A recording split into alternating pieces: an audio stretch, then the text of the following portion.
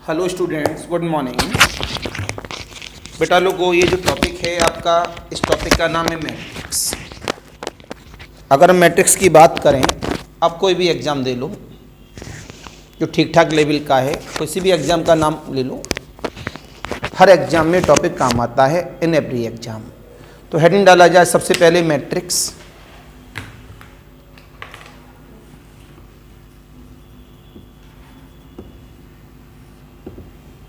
अगर हम मैट्रिक्स में आपसे बात करते हैं और आप लोगों से, तो जो बच्चे ऑनलाइन में देखते हैं उन्हें बता दें, ओरिजिनल लेक्चर है किसका, ऑफलाइन मोड का, तो एडिटिंग नहीं है, तो उसमें कुछ बातें भी मिलेंगी आप लोगों को जो क्लास में जनरली हो रही हैं। कुछ समय भी मिलेगा कि बच्चे कर रहे हैं सॉल्व, तो वो समय आपको वेटिंग में मिलेगा, तो ऑनलाइन में आप लोग भी कर सकते हैं। तो मैट्रिक्स के बारे में कौन बताएगा? बताओ भाई प्रज्ञान, आप तो बता ही सकते हो। कृष्णा, आप बता सकते हो। ये भी एक ऑब्जेक्टिव सेंस को रिप्रेजेंट करता है, कि ऑब्जेक्टिव थीम तभी बनती है जब हम लोग सब्जेक्टिव को अच्छी तरह से समझते हैं। आप डायरेक्ट ऑब्जेक्टिव समझ नहीं सकते।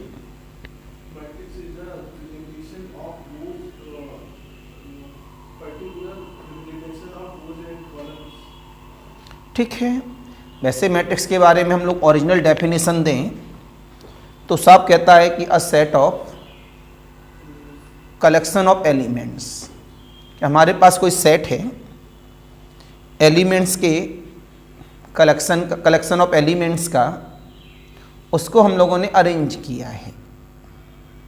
किस तरह से अरेंज किया है? रेक्टेंगुलर में। बहुत सारे एलिमेंट्स हैं, इन फ्यूचर में 10 साल के बाद देखा करना, हम हाथ से ही ऐसे किया करेंगे और यहाँ जो स्क्रीन है उसमें सारा काम हो रहा होगा, कि ऐसे कर रहे होंगे, वो अपने आप बना देगा। मान लिया एलिमेंट्स हैं ये सब, और ऐसे उनको बंद किया, ऐसे किया, और एक रेक्टेंगल के वे में बन गई। किस में बन गई? रेक्टेंगल के वे में। तो सीधे सीधे बोला गया कि हमारे पास एलिमेंट्स का सेट है, कलेक्शन है, उनको हम लोगों ने अरेंज किया किसमें? रेक्टेंगुलर। किसमें? रेक्टेंगुलर में। जब रेक्टेंगुलर होता है तो हम लोग सब जानते हैं, ये जो हॉरिजॉन्टल लाइन होती है इसे रोज कहते हैं, और ये जो वर्टिकल लाइन होती है उसे हम लोग कॉलम कहते हैं। तो हम रो और कॉलम को क्या बोल दिए? एक नेचर के साथ, कि हॉरिजॉन्टल को रो और वर्टिकल को कॉलम। तो क्या बताया गया कि हमारे पास mn एलिमेंट्स हैं, उनको अरेंज किया रेक्टेंगुलर में। यहाँ जो m है वो क्या है? हॉरिजॉन्टल मतलब रोज। जो n है वो क्या है? वर्टिकल मतलब कॉलम। जो अरेंज किया गया है नेचर, इसे वो क्या कहते हैं? मैट्रिक्स। अगर आपसे कोई भी आज के बाद कभी भी कोई भी पूछता है कि मैट्रिक्स का नेचर क्या है, ज़्यादातर बच्चे क्या जवाब देते हैं? कि रेक्टेंगुलर हैं, ट्रायंगुलर हैं, स्क्वायर है। नहीं, रेक्टेंगुलर कोई नहीं देता। ज़्यादातर क्या कहते हैं? कि स्क्वायर हैं, ट्रायंगुलर हैं, जीरो हैं। क्यों ये नाम पढ़ते हैं आप लोग? तो अगर मैं स्टार्टिंग में बिना कंडीशंस के सीधे सीधे पूछा जाए कि हमारे पास मैट्रिक्स का नेचर कैसा होता है, तो आप क्या जवाब देंगे? रेक्टेंगुलर। जब रेक्टेंगुलर में कंडीशन लग गई कि जो हॉरिजॉन्टल है और जो वर्टिकल है वो बराबर बराबर है, लंबाई चौड़ाई सब, तो क्या बन गया? स्क्वायर। फिर स्क्वायर में कंडीशन बन गई कि जो डायगोनल आ रहे हैं, 2 डायगोनल होते हैं, लेकिन मेन काम करता है प्रिंसिपल डायगोनल। अगर वो जीरोज है तो क्या बनेगा? सारे एलिमेंट जीरोज हैं तो क्या बनेगा? तो उसमें नई नई कंडीशन बन के तैयार हो जाती हैं। तो हमारे पास डेफिनेशन बन के तैयार होती है कि अ set of mn elements. Elements में ये रियल भी हो सकते हैं और कॉम्प्लेक्स भी हो सकते हैं। हमने कहा कि हमारे पास ये क्या है? एलिमेंट्स हैं जगह पर, तो हमने बोला a set of mn elements arranged in rectangular array. ये जो एरे वाला शब्द है ये किसका है? आप लोग तो कंप्यूटिंग के बंदे हो, उसी जगह का है। वैसे इसको हिंदी में अगर बात करें तो इसका मतलब होता है एक तरह से उतार चढ़ाव। मतलब कि हम लोगों ने क्या किया है? Arrange in rectangular. ये क्या? एक रेक्टेंगुलर। ये भी क्या? एक रेक्टेंगुलर। ये भी क्या? एक रेक्टेंगुलर, ये भी क्या एक रेक्टेंगुलर, ये भी क्या एक रेक्टेंगुलर। तो ये सब क्या है, छोटा बड़ा किया गया है इसको। तो एक कंप्यूटिंग वर्ड है हमारे पास में। तो हमने बोला a set of mn elements, real हो सकते हैं या complex, arranged in rectangular array having small m rows comma small n columns. ये जो m दिख रहा है ये क्या है, रो, और ये जो n दिख रहा है ये क्या है, columns, comma is called the matrix of order m cross n। यहां हमने m के बारे में क्या बताया है, रोज, और n के बारे में हमने क्या बताया है, column. This is the original definition of the matrix, original definition. तो ये क्या है हमारे पास, हॉरिजॉन्टल जिसे रोज कहते हैं, और ये क्या है हमारे पास, वर्टिकल जिसे हम लोग कॉलम कहते हैं। It is clear. इसके बाद हमने यहां सिंबल दिया,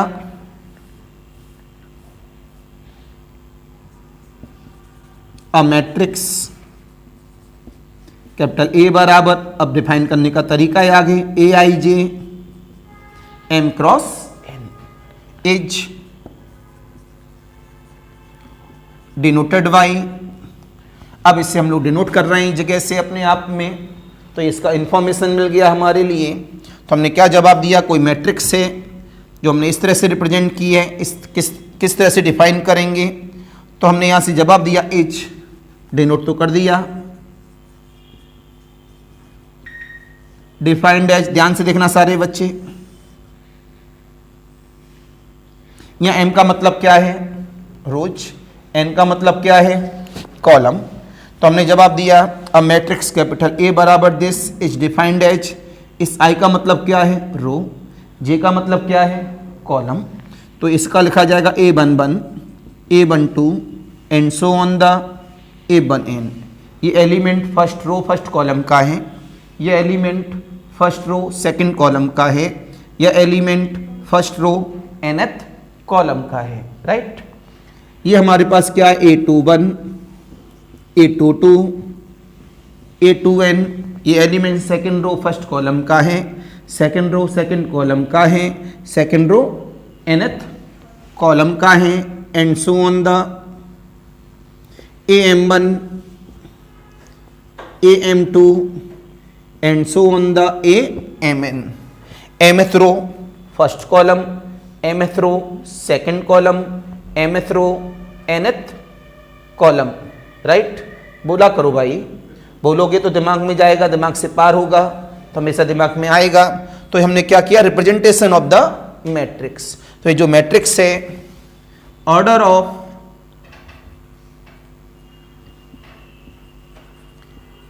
of this matrix is m cross n। इस मैट्रिक्स का जो ऑर्डर है वो कितना है, m क्रॉस n। या m क्या है, रोज, और n क्या है, column. It is clear. Any confusion, any doubt. Matrix से हमेशा काम आएगी, हमेशा काम आएगी, ध्यान रखिएगा, प्लीज नोट करिए।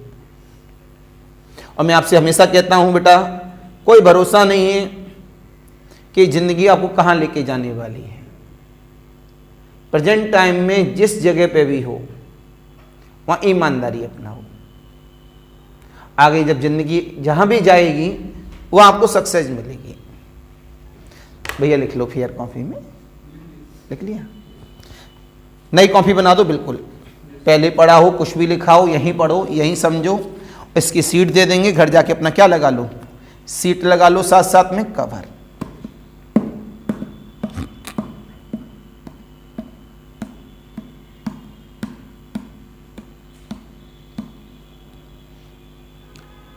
अगर ऑब्जेक्टिव वे में जा रहे हैं तो धीमे धीमे धीमे पर डे के बेस पर कुछ नंबर इंक्रीमेंट करते जाओ। 50 प्रॉब्लम से चालू करो और धीमे धीमे धीमे धीमे 300 प्रॉब्लम का पर डे का एवरेज आ जाए। और अगर आप ऑब्जेक्टिव वे में 300 प्रॉब्लम सॉल्व करने लगे, भाई साहब कोई ताकत नहीं है कि आपके एग्जाम को कोई रोक दे। एक महीने में 9,000 10,000 प्रॉब्लम हो गई, सोचो, बहुत होती हैं।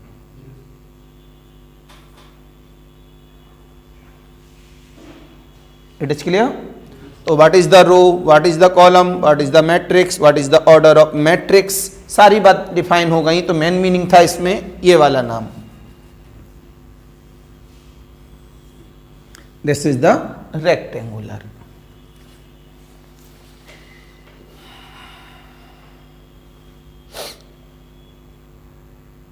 दो बात और बता दें, हमेशा बताता रहता हूं मैं कि जो मैट्रिक्स का जो सबसे पहली बार नाम का यूज हुआ 1850 में यूज किया गया फर्स्ट टाइम,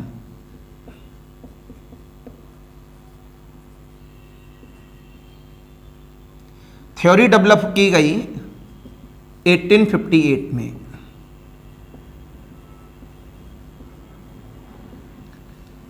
तो पहली बार यूज किया गया 1850 में, 1858 में थ्योरी डेवलप की गई।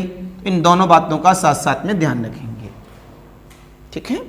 अब हम आते हैं टाइप ऑफ मैट्रिसेस पर, जो अलजेब्रा ऑफ मैट्रिसेस के साथ में आगे बढ़ा रहा है उसे।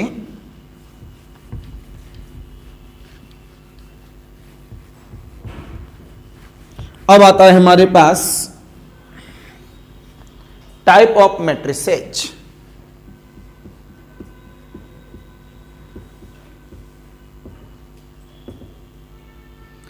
आप अब टाइप ऑफ मैट्रिसेस की बात करें इसे, तो टाइप ऑफ मैट्रिसेस के बेस में सबसे पहला नाम आता है मेरे पास में रो मैट्रिक्स।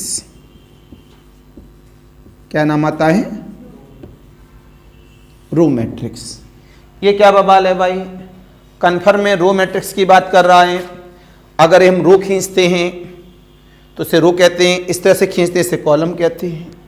तो क्या करो, आप एक रो खींच दो, जब एक लाइन खींच दी तो वो रो बन गया, लेकिन इसमें जो एलिमेंट्स हैं वो इस तरह से जब देखोगे तो कॉलम भी तो दिखेंगे। तो आपने क्या बोला, इस जगह पर अ मैट्रिक्स।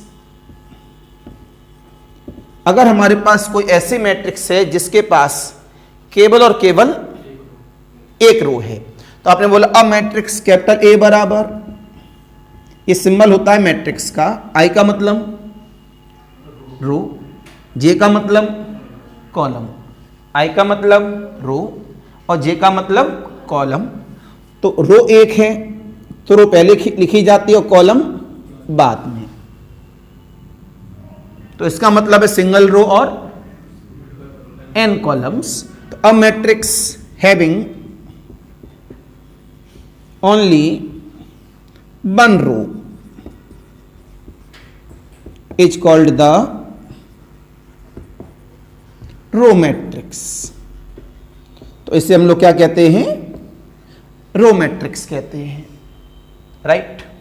इसके बाद यहां से जवाब मिला हमारे पास एक छोटे से एग्जाम्पल का। ऑब्जेक्टिव बेस में ये हाइलाइटर है, तो अपनी कॉपी के पास हाइलाइटर जरूर रखो और बढ़िया कॉपी बनाओ, बढ़िया पेज की, जिससे हाइलाइटर नीचे न जाने लगे दूसरे वाले पेज पे।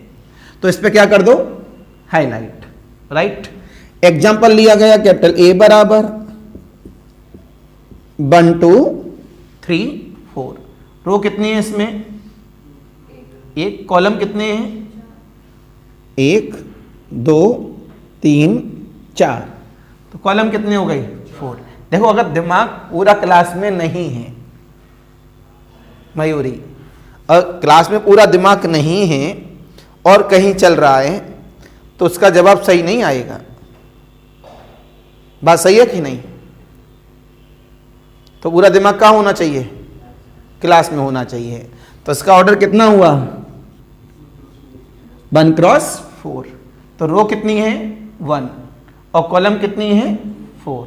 It is clear? तो दिस इज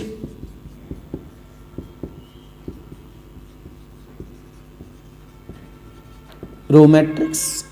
अब दूसरी बात आ जाती है हमारे पास, इसका नाम क्या है हमारे पास, कॉलम मैट्रिक्स। अब ये कॉलम मैट्रिक्स का मीनिंग क्या है हमारे लिए, तो हमने साफ जवाब दिया, जब रो में बता दिया उसी तरह से कॉलम में है। अ मैट्रिक्स कैपिटल ए बराबर AIJ M cross 1। Right, having only one column comma is called the column matrix. Example देना चाहेंगे, कैपिटल ए बराबर 1 5 7, तो भाई इसका ऑर्डर क्या है? 3 रोज और 1 कॉलम, तो 3 cross, this is the order. कभी कभी एग्जाम में आ जाता है डिफाइंड द ऑर्डर।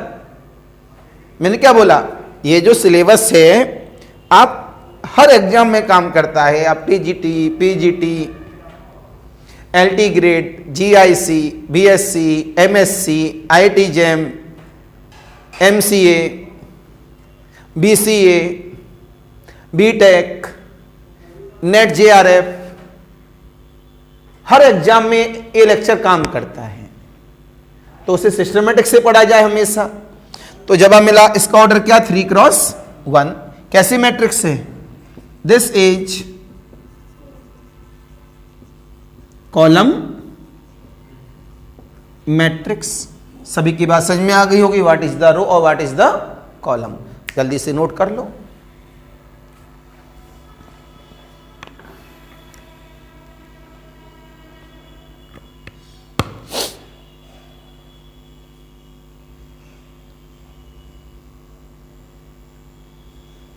और सुबह सुबह जब आते हो क्लास में तो हमेशा ध्यान रखो, नहा के आया करो।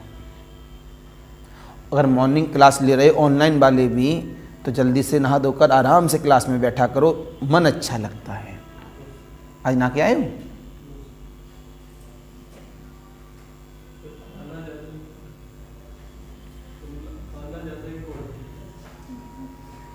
अच्छा अच्छा, आना ज़्यादा इम्पोर्टेंट है, नहाना तो बाद में हो जाएगा।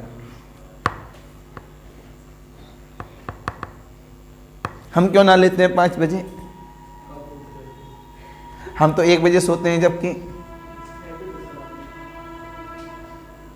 राइट टाइम 5 बजे हमको गुड़िया को जगाना है, क्योंकि वो आधा घंटे बैठ के रिवाइज करेगी, पेपर चल रहे हैं, और उसके साथ में हमको बैठना पड़ता है। तो बच्चे ही, और बच्चों की आदत जानते ही हो, जैसी आंख बची तुरंत नींद चालू। पुराने ज़माने की अच्छी तरह बात याद है भाई, आप लोगों का तो ज़माना ये मिलेगा नहीं कभी, कि जब कभी भी हम लोग जब पुराने थे तो उस समय पर ज़्यादातर दादू दादी के पास ही रहते थे बच्चे, तो वो सुबह सुबह 4 बजे जगा देते थे, लल्ला जग, पढ़ाई करनी है। अब लल्ला जग तो गया, उसे नींद तो आ रही है, तो क्या करती थी दादी, ज़्यादातर रजाई ली, ठंडियों की अगर बात करूं, उसे उड़ा दी, बैठ के पढ़, और वहाँ खुद बैठ जाती थी। और क्या, सिलाई, एक इतनी बड़ी रॉड सी होती थी, पतली पतली वाली, उसे सिलाई कहते थे, उससे यूँ स्वेटर वगैरह सब बीनते रहती थी, बड़ा तेज़ी में हाथ चलता था। बस उस लल्ला के चक्कर में 1 घंटे 2 घंटे वो बैठी और पूरे घर के स्वेटर धीमे धीमे और इतने अच्छे अभी तो मैं पहना नहीं है, दिखाऊंगा मैं आपको। आज भी मेरे मम्मा के हाथ का स्वेटर मेरे पास है, जब ठंडी ज़्यादा हो जाती है तो मैं उसे पहन लेता हूँ, तो उसमें अंदर से फिर लगता है कि अरे साहब बड़ा हॉट है ये। तो जो उसकी बूल आती थी तो बड़ा कलर तक डिजाइन दे दे के बनाते थे। आज की डेट में मशीन क्या बनाएंगी और क्या चलेंगी। सोचिए, जो मेरा स्वेटर है, अगर मैं ज़्यादा बड़ी बात नहीं कर रहा हूँ तो लमसम 25 साल तो उसको हो गए, 25 ईयर्स। आप सोच रहे होंगे 25 ईयर्स से शरीर एक जैसा है? हाँ, मेरा शरीर एक ही जैसा था। जो स्टूडेंट्स मेरे को 10 साल पहले देखे हैं और आज आते हैं, या 15 साल पहले मेरे को देखे हैं और आज मिले, वो ये बात कहते हैं, सर आप तो चेंज ही नहीं हुए, ऐसे ही पहले थे। हल्का फुल्का 2-4 किलो वेट का अंतर आता है, कभी कम कभी हल्का सा ज़्यादा। तो ये वे है। और मैं कभी दिखाऊंगा स्वेटर, आप कह नहीं सकते 25 साल पुराना है। तो इतनी अच्छी बूल आती थी, एक और नाम था उस बूल का, कौन सी थी वो, अब तो भूल भी गए। तो उस कंपनी की बूल आती थी, उसमें अलग ही बात थी। अब आजकल के स्वेटर देखो, 2 साल से ज़्यादा नहीं चलते। कोई रोएं छोड़ देगा, कुछ कर देगा, हटाने पड़ते हैं सब, ये अंतर है। तो आ गए हम लोग सभी वापस, रो चली गई, कॉलम चली गई। अब इसके बाद आता है जीरो मैट्रिक्स। अब क्या मिला हमको? Zero matrix. नोट कर लिया ना सभी बच्चों ने? ये जीरो मैट्रिक्स तो नाम से ही क्लियर है। अ मैट्रिक्स कैपिटल ए बराबर ए आई जे, ऑर्डर है एम क्रॉस एन, हैविंग, बताओ भाई, अगर ये जीरो मैट्रिक्स है मेरे पास तो क्लियर है कि क्या रखेगा? सारे element zero, having all elements are zero, having या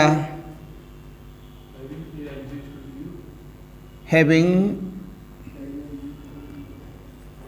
all elements zero comma is called the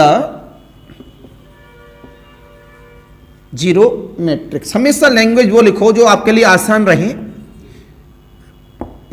अब आते हैं वापस, काफी बच्चे क्या सोचते हैं, अरे ऑब्जेक्टिव पेपर है, ऑब्जेक्टिव की तरह पढ़ लो। क्या करेंगे सब्जेक्टिव पढ़ के? देखना उनके पास नॉलेज नहीं होगी कभी। हमेशा ध्यान रखो इस बात को, चाहे पेपर सब्जेक्टिव हो या ऑब्जेक्टिव हो, बुक रीडिंग करने की आदत डालो। और जितना बच्चा ऑन टेबल बैठकर बुक रीडिंग करेगा उतना उसके पास कॉन्फिडेंस होगा। क्योंकि बुक रीडिंग करने से फायदा ये होता है कि जब कभी भी प्रॉब्लम मूवमेंट करती है ऑब्जेक्टिव बेस में और हम थ्योरी पढ़े हैं तो वो मूवमेंट कहाँ से होगा? थ्योरी से होगा, तो हमारी प्रॉब्लम गलत नहीं होती। जब बच्चे कहते हैं पेपर मूवमेंट कर गया, मूवमेंट कब करता है वो? जब बच्चा केवल और केवल ऑब्जेक्टिव पे ही ध्यान देगा। अगर आप बेसिक से लेके चल रहे हो, बेसिक मतलब थ्योरी से लेके चल रहे हो, तो कभी मूवमेंट आपके लिए करता ही नहीं है पेपर। तो मैंने क्या बोला? सारे एलिमेंट्स क्या हों? जीरो। इसके सिंबल को इट इज डार्क जीरो से भी डिफाइन कर देते हैं। तो एग्जांपल दिया गया, dark zero equal of the zero zero zero zero zero zero. भैया इसका ऑर्डर क्या है?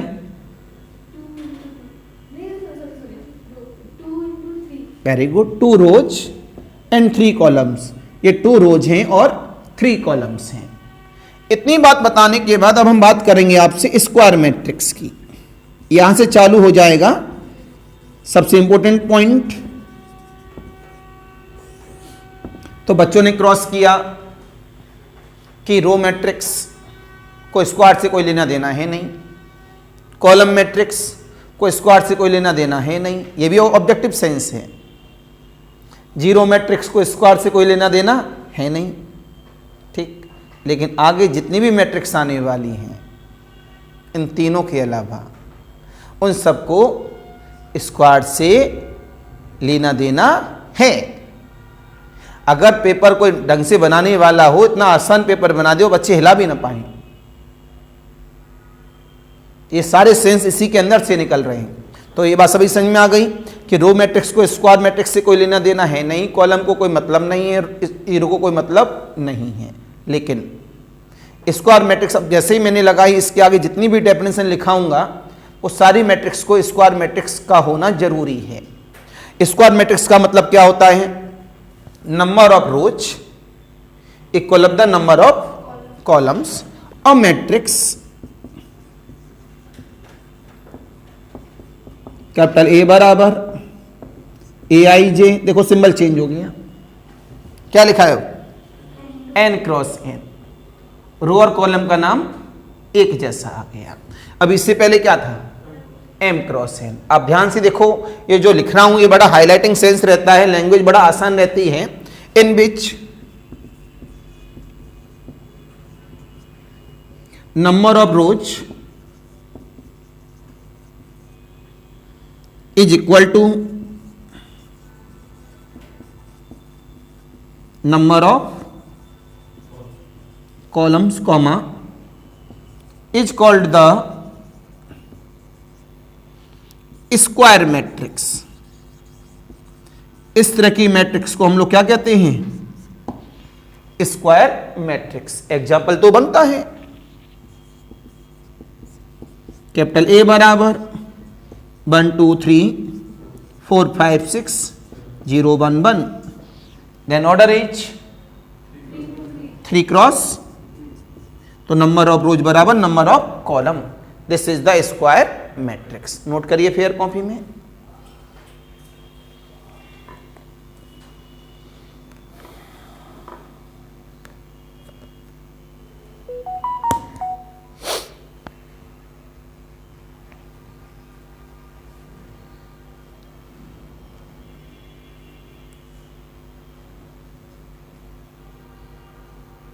पहले के ज़माने में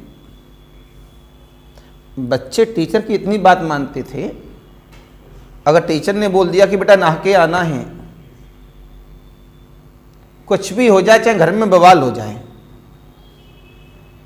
बच्चा नहा के ही आता था। सर ने बोला है तो हमको नहा के आना है। अभी ये आदत किसके अंदर है?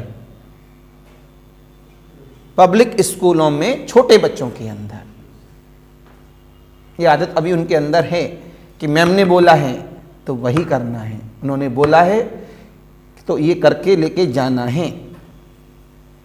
और बड़े बच्चों में धीमे धीमे आदतें हट गई है, जो गलत बात है। पहले के ज़माने में तो हम लोग बिना नहाए वाले बच्चों को कहते थे जाओ नहा के आओ, तब क्लास मिलेगी। अब बच्चे सोचते हैं कि अब वो कैसे पता लगता होगा ये नहा के आया नहीं आया। ये ना पूछो, इतना तो एक्सपीरियंस टीचर को अपने आप हो ही जाता है। अब आता है भैया, तो आपने क्या क्या सीखा इस जगह पर कि what is the square matrix, what is the row matrix, what is the column matrix.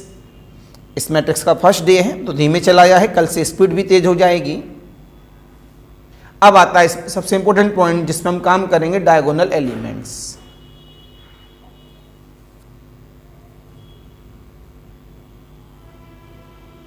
कि डायगोनल एलिमेंट्स क्या बवाल है भाई, ये डेफिनेशन नहीं है, ये डायगोनल एलिमेंट्स के बारे में बताने का फंडा है। तो इससे रिमार्केबल में जाते हैं हमेशा लेके। रिमार्क नंबर 1 है ये, अभी तक तो कोई रिमार्क दिखाया नहीं। ये diagonal elements,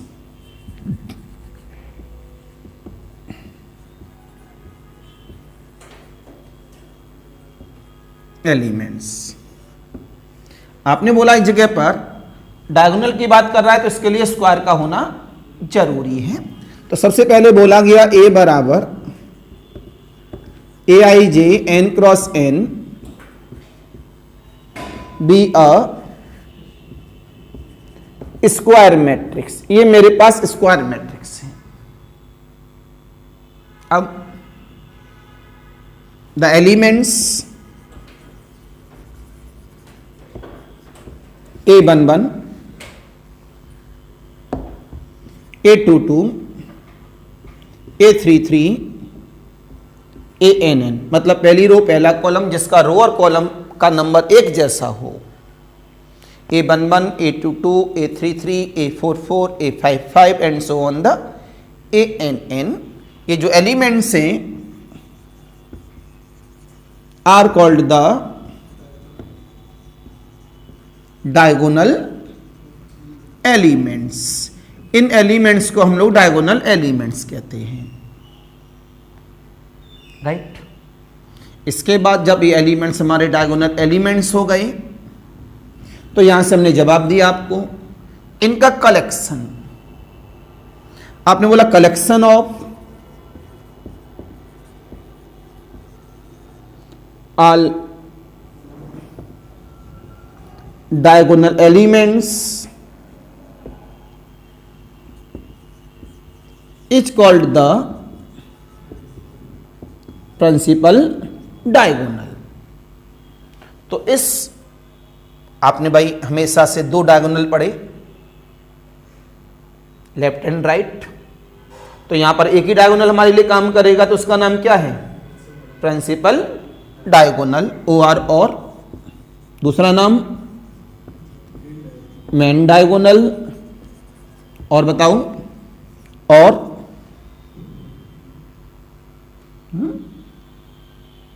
leading diagonal,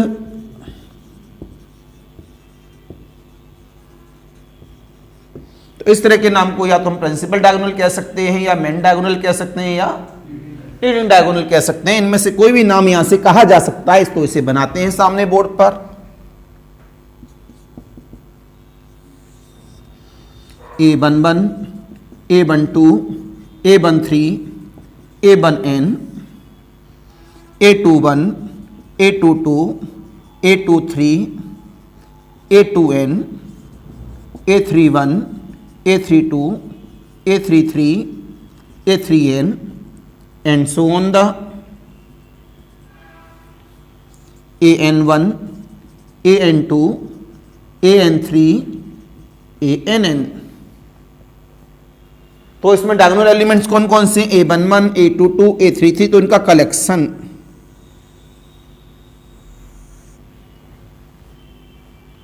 this is the principal diagonal. Any confusion, any doubt? तो मनस्वी आप बताओ, इसका ऑर्डर क्या है?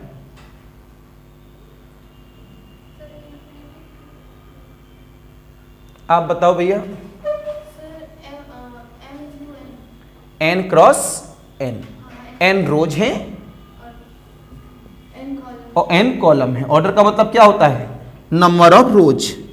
नंबर ऑफ रोज कितनी दिख रही है? 1 2 3 4, कितनी? n, क्योंकि ये पहला एलिमेंट और ये दूसरा एलिमेंट जो लिखा है इसका मतलब है रो और इसका मतलब है कॉलम। पहली रो पहले कॉलम का एलिमेंट, इसको क्या पढ़ोगे? दूसरी रो nth कॉलम का एलिमेंट, इसे क्या पढ़ोगे? nth रो। बोलने का भी तरीका नहीं आप सीख रहे हैं, ऐसा लगता है कि दिमाग में जंग लगी होती है। इसे क्या पढ़ते हैं? nth row and third column वाला एलिमेंट। इसे क्या पढ़ेंगे? Third row and first column का एलिमेंट। तो इसे क्या पढ़ेंगे? nth row and nth column का एलिमेंट। तो रो कितनी है इसमें? n, और कॉलम कितनी है? n। तो इसका ऑर्डर क्या हुआ? n cross n। Any confusion, any doubt? Note करिए। अब आते हैं स्क्वायर मैट्रिक्स के स्पेशल केसेज। तो मैं उम्मीद कर रहा हूं सभी को ये लेक्चर समझ में आ गया होगा कि what is the meaning of the matrix, और कुछ डेफिनेशन मैंने आपको बता दी हैं। तो काफ़ी इंपॉर्टेंट लेक्चरों में काउंट होगा। ये रिदम से चलेगा, लेट नहीं करेंगे हम लोग, स्पीड के साथ चलेंगे। तो कल मिलेंगे इसी टॉपिक के साथ।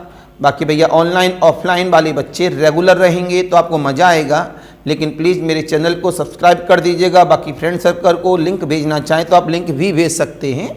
ये सारे बच्चों को प्रोवाइड करा दिया जाएगा वाया लिंक। ऑनलाइन वालों के लिए फिर नमस्कार, बाय बाय।